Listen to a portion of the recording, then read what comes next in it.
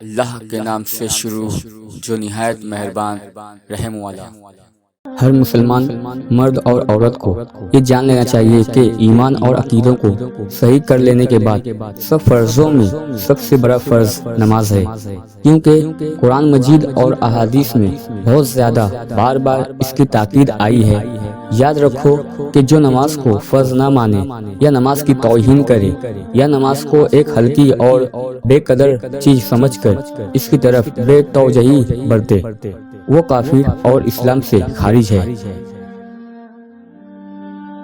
اور جو شخص نماز نہ پڑھے وہ بہت بڑا گنہگار، قہر قہار اور غضب جبار میں گرفتار اور عذاب جہنم کا حقدار ہے، اور وہ اس لائق ہے کہ بادشاہ اسلام پہلے اس کو تنبیہ و سزا دے، پھر بھی وہ نماز نہ پڑھے تو اس کو قید کر دے یہاں تک کہ توبہ کرے اور نماز پڑھنے لگے۔ بلکہ امام مالک و شافعی و احمد رحمۃ اللہ تعالی علیہ کے نزدیک بادشاہ اسلام کو اس کے قتل کا حکم ہے۔ شریعت کا یہ مسئلہ ہے کہ بچہ جب 7 برس کا ہو جائے تو اس کو نماز سکھا کر نماز پڑھنے کا حکم دے، اور جب بچے کی عمر 10 برس کی ہو جائے تو مار مار کر اس سے نماز پڑھوائیں۔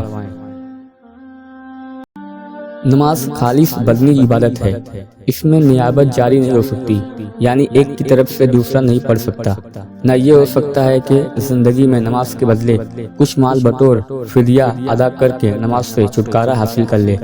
ہاں، البتہ اگر کسی پر کچھ نمازیں رہ گئی ہیں اور انتقال کر گیا اور وصیت کر گیا کہ اس کی نمازوں کا فدیہ ادا کیا جائے، تو امید ہے کہ انشاءاللہ یہ قبول ہو، اور یہ وصیت بھی وارثوں کو اس کی طرف سے پوری کرنی چاہیے کہ قبول و عفو کی امید ہے۔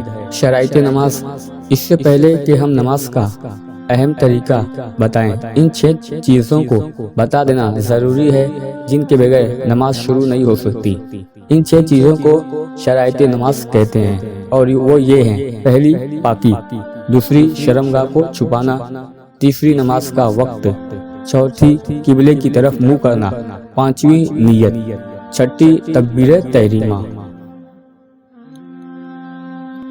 پہلی شرط یعنی پاکی کا مطلب ہے کہ نمازی کا بدن، اس کے کپڑے، نماز کی جگہ سب پاک ہوں اور کوئی نجاست جیسے پیشاب، پاخانہ، خون، لید، گوبر، مرغی کی بیٹ وغیرہ نہ لگی ہو، اور نمازی بے غسل اور بے وضو بھی نہ ہو۔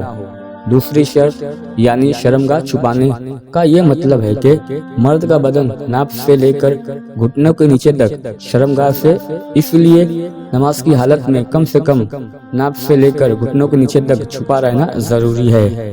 اور عورت کا پورا بدن شرمگاہ ہے، اس لیے نماز کی حالت میں عورت کے تمام بدن کا ڈھکا رہنا ضروری ہے۔ صرف چہرہ اور ہتھیلی اور ٹخنوں کے نیچے قدم کے کھلے رہنے کی اجازت ہے، ٹخنے کو بھی چھپا رہنا چاہیے۔ تیسری شرط یعنی وقت کا یہ مطلب ہے کہ جس نماز کے لیے جو وقت مقرر ہے وہ نماز اسی وقت میں پڑھی جائے۔ چوتھی شرط یعنی قبلے کو منہ کرنا، اس کا مطلب ظاہر ہے کہ نماز میں خانہ کعبہ کی طرف اپنا چہرہ کرے۔ پانچویں شرط نیت کا یہ مطلب ہے کہ جس وقت کی جو نماز فرض یا واجب یا سنت یا نفل یا قضا پڑھتا ہو، دل میں اس کا پکا ارادہ کرنا کہ میں فلاں نماز پڑھ رہا ہوں، اور اگر دل میں ارادہ کے ساتھ زبان سے بھی کہہ لے تو بہتر ہے۔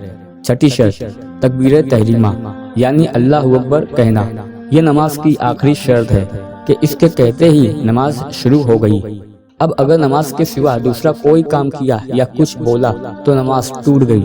پہلی 5 شرطوں کا تکبیر تحریمہ سے پہلے اور نماز ختم ہونے تک موجود رہنا ضروری ہے۔ اگر ایک شرط بھی نہ پائی گئی تو نماز نہیں ہوگی۔